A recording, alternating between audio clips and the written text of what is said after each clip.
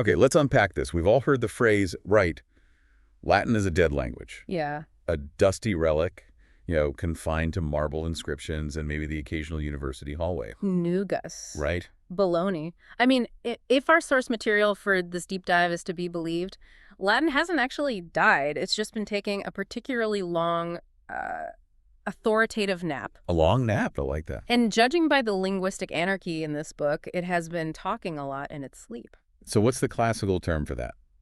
For a long nap? The book suggests the perfect phrase for that long, hot afternoon nap is modum iem praedam meridiatur. That sets the perfect, slightly irreverent tone for this whole thing. Yeah. Our mission today is to explore Henry Beard's definitive guide to linguistic mayhem, X-Treme Latin. All the Latin you need to know for surviving the 21st century. Exactly. And this book operates under this magnificent premise that Latin isn't really the language of high philosophy. It's the language of the ultimate passive-aggressive put-down. That's it. That's the core. We're looking at how the mighty tongue of Rome is used and, often quite nefariously in the modern age. Right. And more importantly, how you, the listener, can harness its power to, and I'm quoting here, dismay the ignorant multitudes. I love that phrase. The central insight is so simple. Latin provides a perfect linguistic shield. Everyone respects it, but practically no one understands it. Which creates this safe space. A safe space for delivering what the author calls catapulet-powered put-downs in, perfect safety. That concept of safety through obscurity, that is the mission here. We're turning ancient knowledge into modern weaponry. Now, before we unleash all this, we have to address the author's confession. It's right at the beginning, sort of setting our scholarly integrity level for this deep dive. Yeah, he comes clean. He assures us that while all the Latin compositions were rigorously corrected for grammatical accuracy, so you can avoid being, shall we say, in merda profundissima. Deep trouble. He couldn't resist including some lowbrow, anachronistic jokes. Okay, so he admits it. He does. And we have to clarify for the record that there is absolutely no classical Latin verb geronimare, meaning to express an intention to act boldly or rashly. It's purely a modern construct he threw in there. And there's another one, right? The yada yada one. Yes. In the interest of pure historical accuracy, he had to sheepishly admit that the delightful modern phrase yada yada, which he included as iado, iadere, iaderi, iaditum. That sounds plausible. It does, but it's definitively not Augustan Latin. It just sounded good. So we have to strike that from the classical record, but we replace it with the true, respectable Latin term. Which is blatero blatterare, a fine example of maintaining scholarly standards, even when you're talking about, T-shirt slogans and adolescent slang. We preserve the linguistic truth, even if the truth is a little ugly. Precisely. We're here to uncover the truth, whether that truth is lofty, vulgar, or somewhere in the messy middle. In that spirit, let's set the tone for this whole magnificent exploration with the ultimate deep dive conclusion. It's derived from the immortal words of Maximus, signaling the attack in Pannonia as filtered through this source. Okay. The goal is to learn enough Latin to unleash hell. Solve Laura Infernus. So let's jump right into the book's premise, which is this glorious cynical conspiracy theory. Latin is not a dead language, it's being intentionally hoarded. Right. The theory is that certain professions maintain a monopoly on this mighty tongue, specifically to confuse, to obscure, or otherwise victimize the common person. It's the ultimate linguistic weapon of passive aggression and, I guess, professional obfuscation. It is. The source material names 5 specific culprits who use Latin to cloud your judgment and empty your wallet. Let's start with the big ones. The first are the lawyers jurispiriti, Of course. who use Latin to te defraudant. To screw you. To screw you. This is the language of fine print, of inevitable liability, and of fees that make no sense until they're justified by some forward Latin clause you've never heard of. The whole mechanism of deception here is authority. When a document contains habeas corpus or res ipsa loquitur, the common person's immediate reaction isn't to question it. No, you just assume it's true. You assume it's an unassailable legal truth. The Latin term is designed to end the discussion, not start it. And then we have the doctors, the medici. They deploy Latin ut alvum evacuus ex metu. To scare you shitless. Yeah, you hear a classical-sounding term, and immediately your mind just goes to the worst-case scenario. Take the word carcinoma. It sounds academic, almost poetic, but it just means a malignant tumor. The Latin elevates the diagnosis from frightening news to, existential dread. Or what about medulla oblongata? Perfect example. Most people hear that in a doctor's office and assume it's a terminal condition. Right. Oh no, my medulla oblongata. When in reality, it's just the lower half of your brainstem doing its job.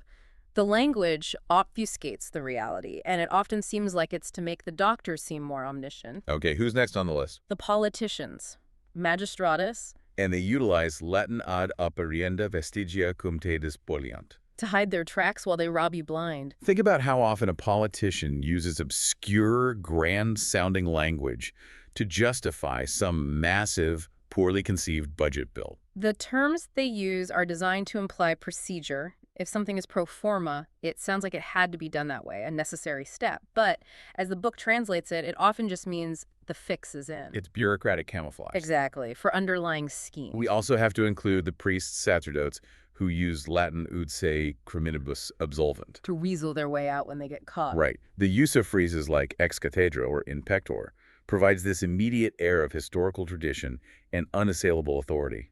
And that can be leveraged for evasion. It suggests that their actions are somehow governed by these higher, unspoken rules, exempting them from modern accountability. And finally, in what is perhaps the most devastating and cynical take on modern commerce. I love this one. Garden supply stores. Garden supply stores. They use Latin ad persuadendum, tibi ut emas maximo precio plantas vitae brevis. To sell overpriced, short-lived houseplants. This is the great equalizer. Yeah. Even high language is used to sell as junk.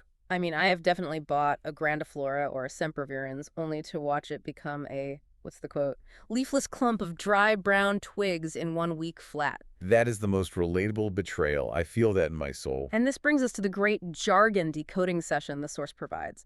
If we strip away the professional pretense, these lofty Latin phrases suddenly reveal their true, cynical, modern meaning. Okay, let's look deeply at legal Latin first. We won't list all 5 terms, but let's focus on maybe 2 of the most potent examples. How about res ipso loquitur? Good one. Literally, it means the thing speaks for itself. It's used when the circumstances strongly suggest negligence occurred. But the cynical translation in this book is perfect. You're in big trouble. Why? Why is it so final? Because if the thing speaks for itself, you have no defense left. Your lawyer can't talk his way out of it. The evidence is just there. Okay, and what about nolo contendere?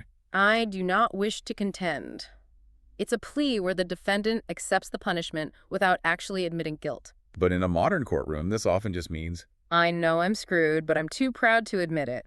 Both terms, despite their classical nuance, universally summarize a state of inescapable consequence. so they all funnel down to that one crushing realization. You're in big trouble. In the medical realm, the prognosis is often even starker. Yeah, we mentioned carcinoma, but let's look at fistula. Yeah. Literally, a fistula is a small pipe or tube, but medically it describes an abnormal connection between 2 hollow spaces. It sounds scary, it sounds painful, and historically, it's a difficult thing to treat. So in the context of this book, and the patient's immediate dread, terms like fistula, carcinoma, and angina all translate to one immediate final realization. You're dead. It's the language of terminal pronouncements, regardless of the actual outcome. The words themselves are designed to carry weight and finality. Now next, let's look at political Latin, phrases that imply procedure and order. Like quid pro quo. Right. We know the literal meaning, something for something, a reciprocal exchange. In a civilized society, it suggests a fair deal. But in the political context of this book, quid pro quo translates directly to, The fix is in. it's not a fair exchange, it's a corrupt one. Exactly. It's an admission that influence was traded for favor. The very Latin phrase that implies balanced dealing is used here to expose transactional corruption. And we return to the tragedy of the garden supply store. Botanical Latin uses terms like sempervirens, always green, or grandiflora, large flower. These are marketing buzzwords cloaked in scientific respectability. But the ultimate truth is, They all translate merely to leafless clump of dry brown twigs in 1 week flat. the language of immortality and beauty is used to sell us things that are designed to fail almost immediately. This linguistic expose is a crucial first step for the learner. This exposure is vital. But to truly wield this power, you need to know how to pronounce it correctly. Or at least confidently enough to command attention. The source provides a basic Latin pronunciation guide. It offers practical shortcuts and necessary divergences from English phonetics. We should probably slow down and make this advice usable for the listener. Let's start with the vowels. Okay. The guide admits there's no simple way to know if a vowel is long or short without memorizing every single word, which is overwhelming. Yeah, no one's going to do that. Right. So we stick to the rules of thumb. Generally, short words are short. Verb endings are almost always short. What are the key rules to remember? It's what happens at the end of a word. If A, I, O, or U come at the end of a word, they're generally long, but if E comes at the end, it's short. And the final instruction for all other confusing vowel situations, which I think is very helpful to the modern learner, is the ultimate shortcut. Pronuntia utro livit modo. Which means? Wing it. Just say it with confidence and everyone will assume you're right. Confidence is the key to linguistic authority. Moving on to diphthongs, the rules are clearer here and kind of non-negotiable if you want to sound Roman, not English. Right. The diphthong E sounds like the I in Thai. The diphthong O sounds like out. O sounds like goy. And the diphthong E is rendered as tui. A sound that often accompanies the realization that you have just purchased a grandiflora from the garden store. The sounds themselves carry weight. Okay, what about consonants? The consonant section is where English speakers often trip up, but the Roman rules are hard and fast. C and she are always pronounced as K. So if you see a word like civis, You're not saying civis, you're hearing kivis. This is essential for sounding authentically Roman. No more Cicero, it's Cicero. and Gian and GM, Always a hard G. The Romans were fighting the GUHR Mons, not the JUR Mons. crucially, what about the letter V? It's always pronounced as W. The volcano that vaporized Pompeii was Vesuvius. You're driving a vehicle, not a vehicle. And finally, a great piece of advice for sounding authentically Roman. There are no silent letters. Every vowel and every consonant must be pronounced fully and often separately. This forces you to slow down and articulate, which lends immediate gravitas to even the silliest phrases. Now that we have the tools, let's put them into practice with the narraciuncula, a little story. This illustrates basic Latin sentence structure applied to extremely modern adolescent themes. It shows that the grammar is robust enough to handle the most vulgar daily encounters. This short narrative is a magnificent collision of classical language and contemporary vulgarity. It starts with a simple grammatical exercise. Puelle filii agricolarum sunt? The girls are the daughters of the farmers. Puelle pulchri sunt. The girls are pretty. They see some sailors nate pultriscent. The sailors are hunks. They say hello. The syntax is classical, the nouns are simple. But then comes the moment of disappointment, delivered with full classical weight. Amalam fortunam, natae malem maris sunt. Too bad. The sailors are homos. The grammar handles this modern social complication perfectly. And the response is immediate and aggressive, which I think shows the timeless nature of immaturity.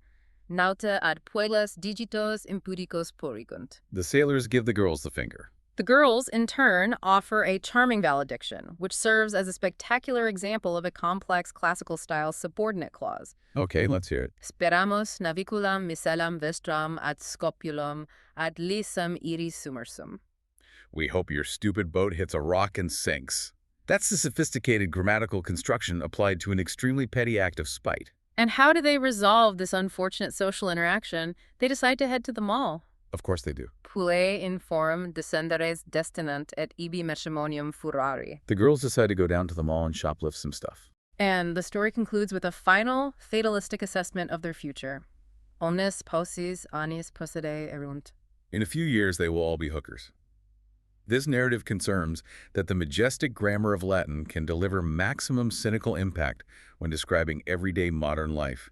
It's the perfect bridge from structure to satire. That narrative illustrates the basics of Latin structure and its capacity for irreverence. Now let's look at how that irreverence is weaponized in pop culture and academic tests. If Latin is typically reserved for tests of aptitude and scholarly rigor, this book suggests that the true Roman answers are far more entertaining. And often incredibly violent. Than what we learned in school. The classical aptitude test Probatio Latinitatis is a brilliant piece of satire. It's designed to expose the brutality underlying Roman scholarship. Take the math section based on Caesar's commentaries.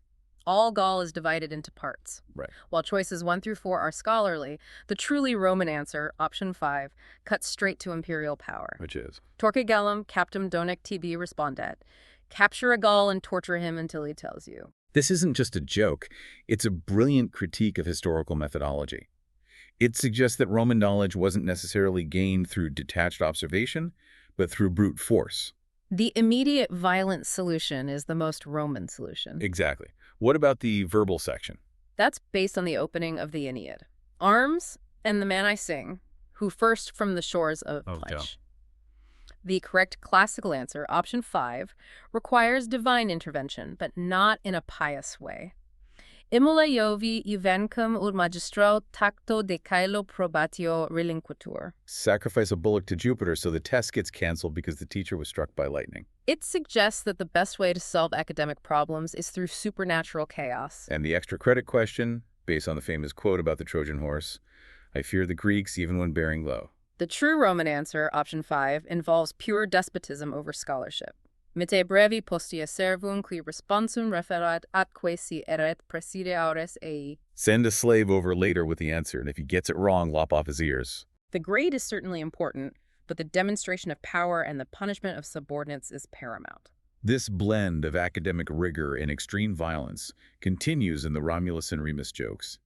These are essential for understanding the Roman tendency toward extreme fatalism and dark humor. Yeah, these are great. We have the sacred chicken crossing the road. Romulus asks Remus why. Remus's reply is chilling, rooted in Roman superstition. I do not know. Let us cut it open and see if the entrails provide an explanation for this inauspicious behavior. Ium eviserimus ut, extane ostensura, sint ilius in fausti facti casum, comperiamus.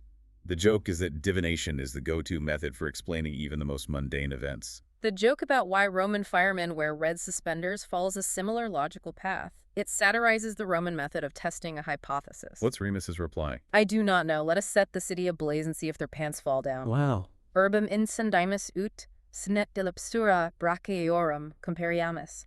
Test the hypothesis via mass destruction. And the Helvetian moron who throws the water clock out the window. Remus doesn't know the reason immediately, but he is optimistic. I do not know, but I feel certain that after 10 years chained to an oar as a galley slave, he will be eager to reveal the reason for his rash act. Punishment precedes inquiry.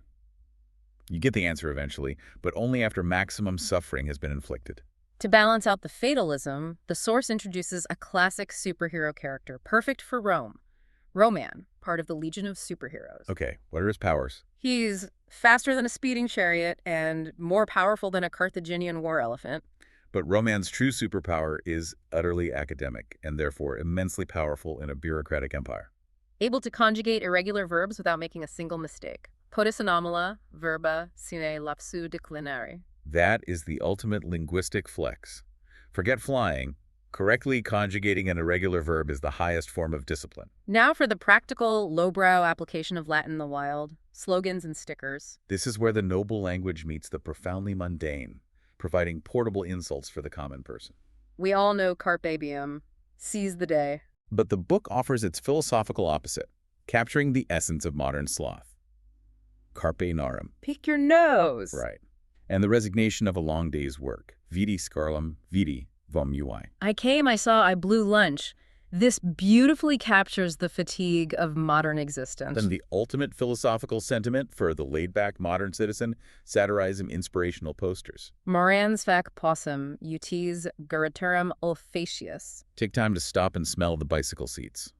The triviality delivered with classical weight is peak humor. It elevates something completely absurd to the level of stoic wisdom. My favorite t-shirt slogan, because it beautifully fuses ancient plunder with modern consumer cynicism, has to be this all. Let's hear it. Parentis mei dimitium Europae de spolia verunt. Ego tamen nil exepi praetor hancuniculum musellum. My parents plundered half of Europe and all I got was this stupid t-shirt. It's the ultimate statement of spoiled affluence meeting disappointing consumerism. The bumper stickers deliver quick, high-impact vehicular philosophy. We move from the ambitious malum prodari I'd rather be pillaging. to the humble hibis sum et suffragia fero. I'm dumb and I vote. That latter one summarizes a profound modern political anxiety in 4 simple Latin words. And the essential road warning that maintains safety through aggression. Buccina fracta expecta signum digiti impudici. Horn-broken watch for finger. Practical, concise, and aggressive. The source also provides the ultimate philosophical warning label aimed straight at your ego. Te amat isus ceteri te putant irumatorum. Jesus loves you. Everyone else thinks you're an asshole. It's a truly humbling yet hilarious truth about the gap between divine love and social standing, plastered right on your car. If Latin can handle bumper stickers and philosophical insults, it can certainly handle the low-context environment of reality TV. The titles are spectacular. They really are. They capture modern spectacle perfectly, Right. like Insula Fellatoria Blowjob Island. and Supermodel Food Fight. Pulcherme inter se lactante sedulibus. It shows how easily the Latin language can synthesize high-stakes vulgarity. Or the magnificent horror film title that takes advantage of Latin's ability to combine many concepts into one epic phrase. Nutriculi infernales in domos aducunt feris quae ad delicious interficient. Babysitters from hell bring home animals that kill for fun. That's pure modern trash translated into epic poetry. Speaking of confrontation, let's go to the trash talk in the Colosseum section. This is verbal sparring, but with a life-or-death Roman twist. So if you're toast, you're not just finished. You are about to feed the crows, Mox Corvus passes. It is a statement of immediate, impending mortality. The ultimate Roman trash talk relies on crude, yet historically grounded analogies. The famous "your mother is so fat" joke translates perfectly, leveraging Roman geography. Mater tua tam obesa est, cum Romae est, orbs habet octocolas. Your mother is so fat. When she's in town, Rome has 8 hills. The linguistic skill required to frame a geographical insult in classical Latin is truly impressive. And the ultimate breakup song from the country music favorites section, summarizing a disastrous relationship outcome. Oh, this one's great. Per annulum illa trucit digitum medicinalem, ac ostendit mihi digitum medium. She got the ring, and I got the finger. What stands out to me in this section is how easily the classical language, the language of Virgil and Caesar, adapts to the lowest common denominator of human emotion. It's immortal precisely because it can deliver a sophisticated insult about a greasy spoon or a bad relationship. It confirms that human concerns, sloth, bad driving, financial anxieties, and vulgarity are truly timeless. So now let's move into part 3, where we apply Latin to more complex critiques of modern political and social structures. That's a great transition. We've established the street language. Now let's look at how the tongue infiltrates the boardroom and the pulpit. If the last section was about street-level language, this one tackles empire building, religion, and bureaucracy, starting with one of the most brilliant satirical pieces in the book, Caesar's PowerPoint presentation. This perfectly encapsulates the book's cynical view of power. This deconstructs Caesar's famously detailed, self-aggrandizing conquest of Gaul, The Commentaria de Bello Gallico. into corporate bullet points, exposing the raw, messy ambition beneath the scholarly prose.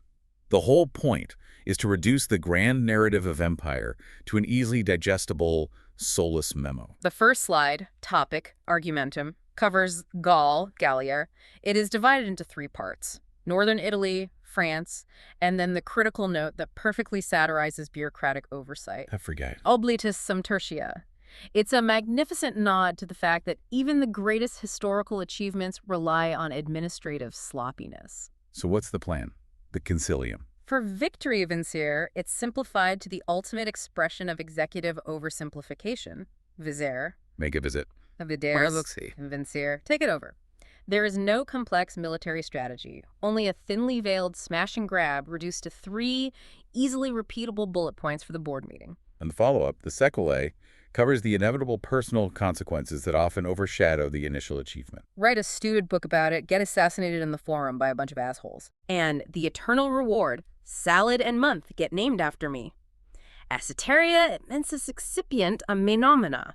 This reduces Caesar's entire legacy to a betrayal, a food item, and a calendar adjustment. The conclusio are brief, almost existential, get head examined, and then the sudden scandalous non sequitur. What about that Cleopatra dame? It perfectly satirizes the way corporate legacy is often derailed by administrative messes and personal scandals. This satirical method is truly effective. It perfectly satirizes the corporate mindset that attempts to simplify everything until it loses all meaning. It is the book's sharpest critique of modern bureaucracy. Building on that cynicism, let's look at the top 10 reasons to live in the time of the Caesars. These reasons are brilliant because they satirize modern complaints by emphasizing just how terrible the ancient world actually was, framing these hardships as benefits. Okay, what's reason 10? Reason X is a universal relief for the modern student. Yeah. Calculus won't be invented for another 1,500 years. Pure academic bliss. Acknowledging that sometimes the greatest benefit of a time period is what hasn't been invented yet. Reason 8 provides some spiritual comfort. It suggests a diversified portfolio of deities is smart risk management. If you piss off one god, you've still got 600 left. The safety net of pagan polytheism. And the social rules were wonderfully direct and brutal. Reason 6 notes that athletes who complain about their pay end up in an urn. No drawn-out contract negotiations needed. The problem is solved immediately and lethally.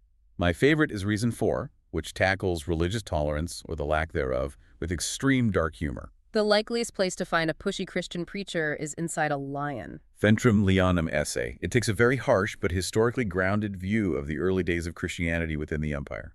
And of course, Reason I is the cultural comfort, satirizing the Roman commitment to public image. Everyone is always dressed for a toga party. Omnes amiciuntur semper togas quasi convivium agitatori.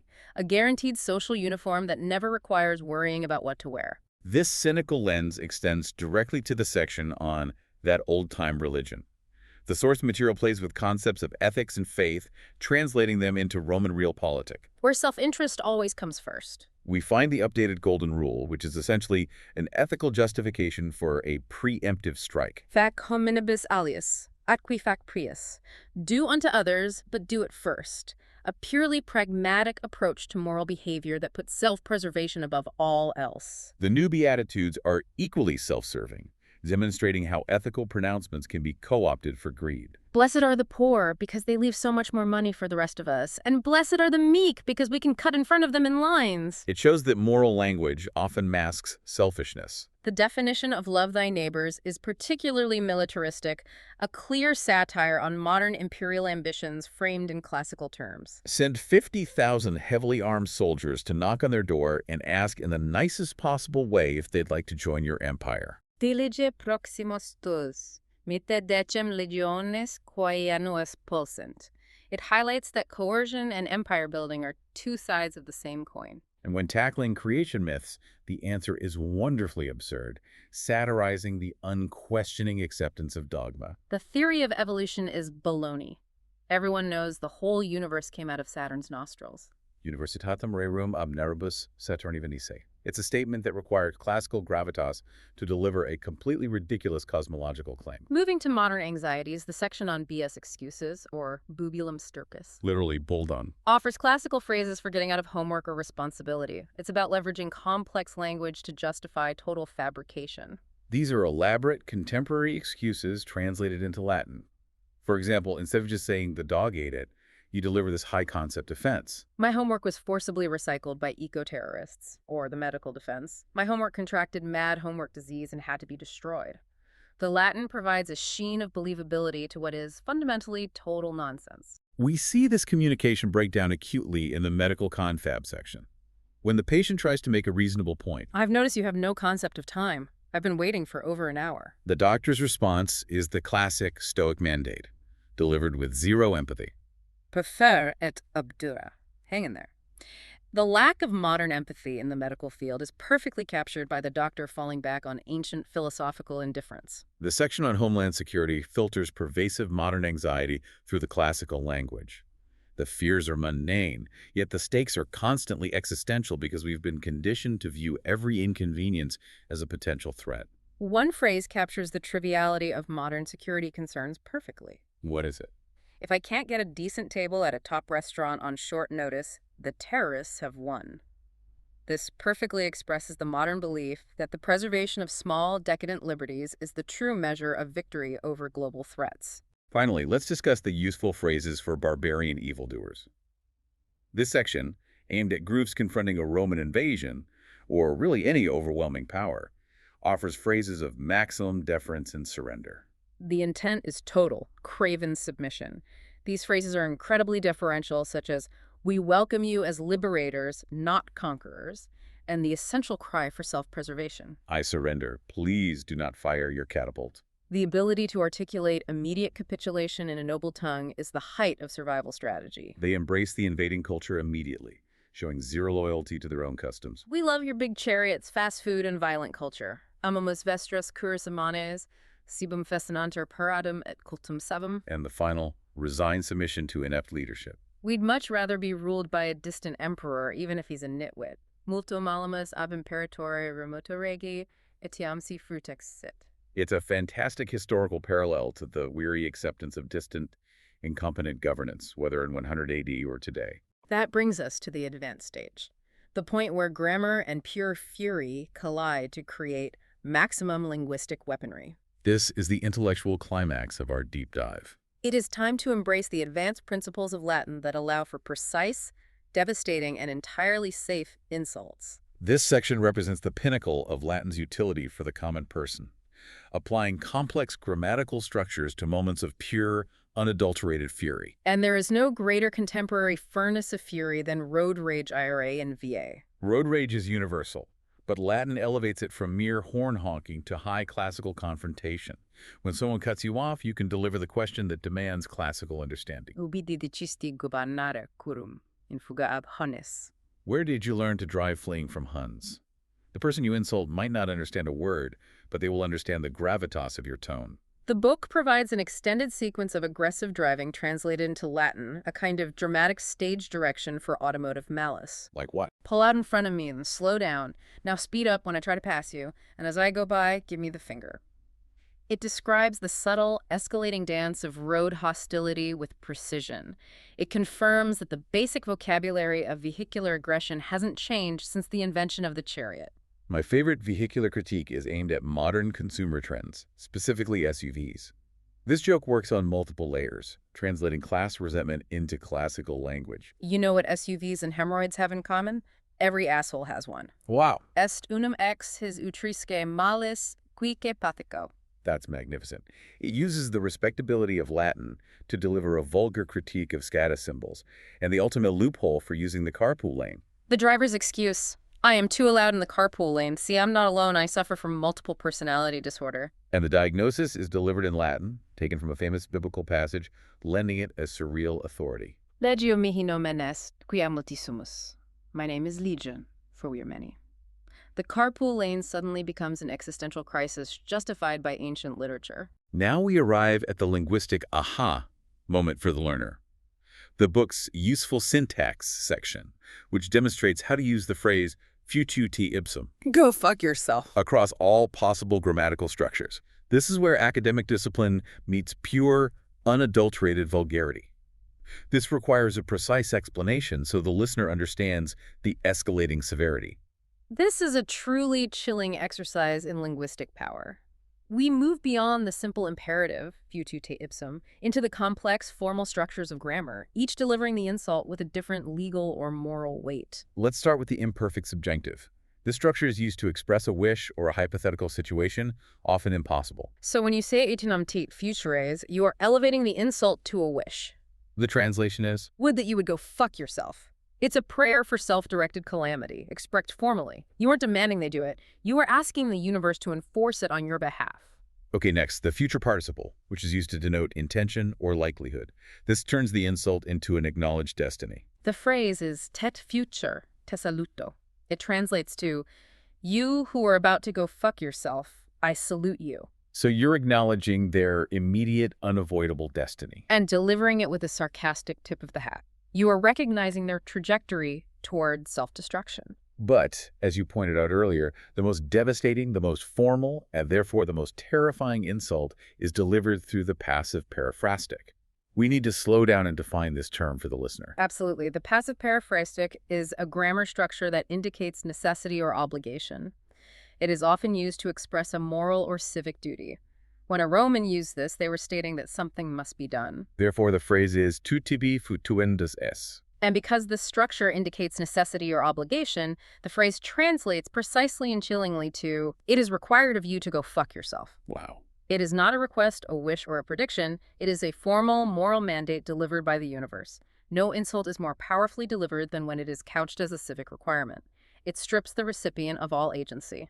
That distinction, moving from a wish to an obligation, is the true mastery of this X-Treme Latin. It turns base language into intellectual weaponry. Moving from grammar to culture, the section Signs You Might Be a Roman uses modern scenarios to illustrate truly bizarre historical Roman habits. It reinforces that their sophisticated culture was built on some very strange foundations. For instance, a subtle jab at Latin's verb last syntax. You often forget what you were going to say before you get to the verb. Or a sign of wealth and appreciation. You compliment the chef by throwing up. Vomiting as a form of appreciation after a lavish meal. Then we have the darker elements of Roman life. You never make major business decisions without first cutting open a sheep. Nuncan de negotio magni momenti discernas sine ex despicio. Relying on entrails for the quarterly report shows how superstition governed even most important state affairs. And the ultimate statement of imperial brutality and conquest. You have a statue of yourself holding a sword in one hand and the severed head of a Belgian in the other. It's a hilarious and grim reminder of the reality of Roman expansion. The shift from ancient brutality to modern bureaucracy is immediate in the business Latin section. This section deals with corporate obfuscation and financial trickery. The modern version of empire building. The classic accounting maneuver is explained with beautiful, deceptive clarity. Non vero damnum erat sed mutuum quod solicit in rationibus existimatur lucrum. It wasn't really a loss, it was a loan, which of course shows up as a profit. A masterful summary of creative finance translated into the language of the 12 tables. And when bureaucracy fails, we get furat emptor, let the buyer go mad. Otherwise known as tech support Latin. The source details the sheer soul-crushing frustration of the modern contact center. The initial greeting is polite, ministerium consultatorium rerum technicarum tibi gratias agit quod vocavisti. Thank you for calling tech support. But the reality is immediate, reflecting the true cost of modern convenience. Your approximate waiting time is 3.5 days. And the menu options are designed solely for customer torment, leveraging the classical language to describe the absurdity. Press 1 to hear irritating music, or the glorious final option. Press 4 to be immediately disconnected. The efficiency of Latin applied to pure frustration. Let's shift to the high culture of pretension. Wine speak. Dicta arbitri vini. This is where flowery language is used to mask the simple truth about cheap booze. The pretentious description.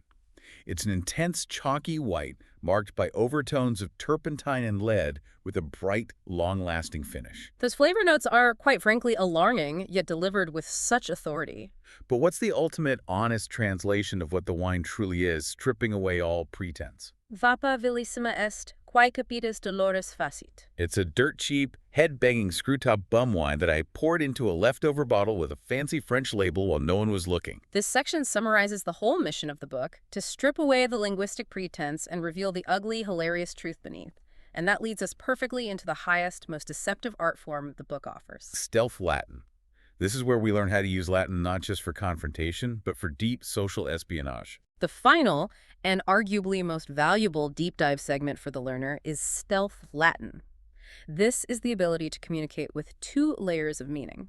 A polite, surface-level message you deliver in English. And a devastating, intricate insult you deliver simultaneously in Latin. The great utility here is that the recipient hears an august, respected language and assumes you are paying them the highest compliment, while in reality, you are verbally decimating them. It's the ultimate form of social camouflage.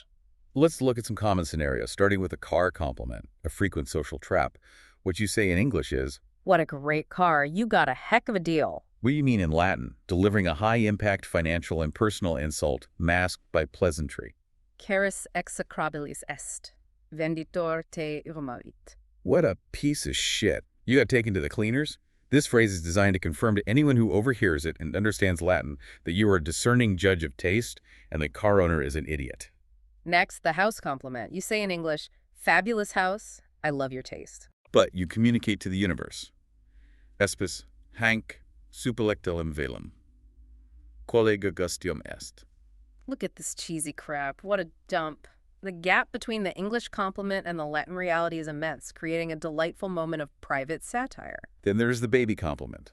A true test of social diplomacy that every adult dreads, you say. Well, now really, isn't that the cutest baby you've ever seen? The hidden message, expressing the terror of unsolicited parenthood. Rotaturn capitulum huius, virus expuens viride. Does its head spin around and spit green slime? This is the ultimate, necessary social deception translated perfectly. And the ultimate judgment on someone's poor jutting choice delivered with stealth. For a boyfriend, you might say he's a great guy. What do you mean? Amicus tuus expires rationis est. Viculus nescio quis barone suo privatus est. He's a total moron. Somewhere there's a village missing its idiot. For a girlfriend, you call her a knockout. The secret thought, delivered with the speed of light. Amica tua est originis extraterrestrialis. Si fortuna tibi faviat cum astronavem suam ista refaceret, a terra tuaque vita discetet tam sito quam fulmen ascendit. She's a space alien. If you're lucky when she gets her flying saucer fixed, she'll be out of here and out of your life in a flash. And finally, we have to present the ultimate stealth phrases, the most aggressive forms of linguistic deception provided in the source material. These are for maximum impact when you need to sound complimentary but harbor murderous thoughts. The first one is delivered when someone has just uttered something profoundly idiotic and you reply with what sounds like a high philosophical compliment. You never cease to amaze me with your deeply insightful remarks. But the Latin is stupida fascina volanti totum pistrinum provolventem, which translates beautifully to go take a flying fuck at a rolling donut. This is incredible wordplay, leveraging formal Latin for pure, absurd vulgarity. It's the pinnacle of linguistic invention. And the second, reserved for when someone offers you unwanted constructive criticism. You reply with the polite English. I just want to tell you how much I appreciate your constructive criticism. While simultaneously delivering the Latin, meant to express the deepest possible fury. Velim capitum divilla ridende in confinium gule cacere. Which means, I'd like to rip off your head and take a dump in the hole. That truly is the highest art of linguistic weaponry. The formality of Latin makes the aggression almost sublime. You have achieved total verbal victory while maintaining a polite smile. We've reached the end of this journey, and I think we can safely conclude the mission was accomplished. We set out on a mission to prove that Latin is not a dead language. Mm-hmm. And what we found is that its true relevance lies not in dusty tomes, but in its ability to translate and satirize the chaos, corruption, and most importantly, the vulgarity of the modern world. From decoding the pretense of legal Latin, which we now know means you're in big trouble, to applying the chilling grammatical mandate of the passive paraphrastic to road rage, you now possess the linguistic armor needed to navigate the 21st century with perfect classical impunity. We have successfully armed the listener to unleash hell. Salve Laura Infernus. But the book itself confirms the true immortality of base human nature in its final section. Following stealth Latin for golfers, the table of contents lists Sermo Latinis Impudicus, duodecim obscena. Bad Latin, the dirty dozen. This is an entire, highly detailed vocabulary section dedicated solely to obscenity. It provides multiple terms for what specifically? For cock, mentula, gladius, fashionum, cunt, cunus, and verbs for the act of excretion and sexual congress. Caco fituo. This isn't a footnote, it's a robust, dedicated section. So if Latin, the language of emperors, of law, and of scholars, maintains an entire rich and detailed lexicon purely for the purpose of being vulgar, does that not confer beyond any doubt that profanity is, in fact, the most persistent, necessary, and truly immortal aspect of human communication? The ultimate lesson is that no matter how sophisticated our society becomes, we will always need 5 separate ways to call someone an asshole. You now have those tools delivered with the authority of Rome. Go forth and linguistically conquer.